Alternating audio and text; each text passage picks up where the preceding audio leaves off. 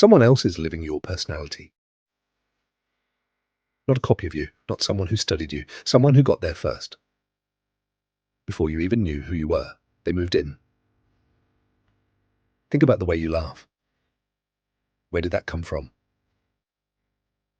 Think about the way you argue, the way you go quiet when you're hurt instead of speaking, or the way you speak too much when you're nervous, the way you deflect with humor before anyone can get too close. Did you choose any of that? You didn't. You inherited it. Every person who raised you left something behind, not just memories, not just habits. They left entire patterns, entire ways of moving through the world, and those patterns are still running, right now, inside you. You think you're reacting to situations? You're not.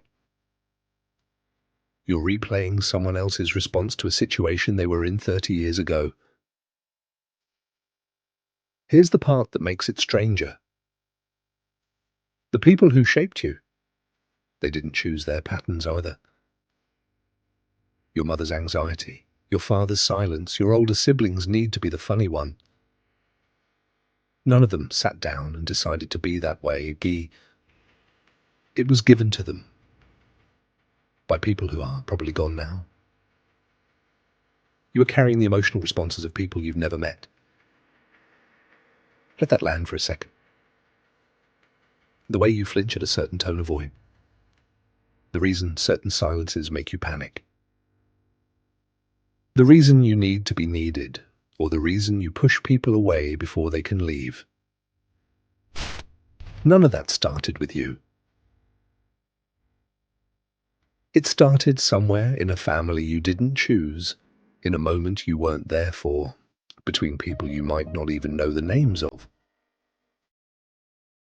And it landed in you. And now you call it your personality. So here's the question that nobody wants to sit with. If you stripped away everything you inherited, every reaction, every defense, every automatic response, what would actually be left? Who would you be if nothing had ever happened to you? Most people chase that question for a lifetime. Some people find it in their 30s and have to rebuild everything. Some people find it too late. Some people never ask it at all.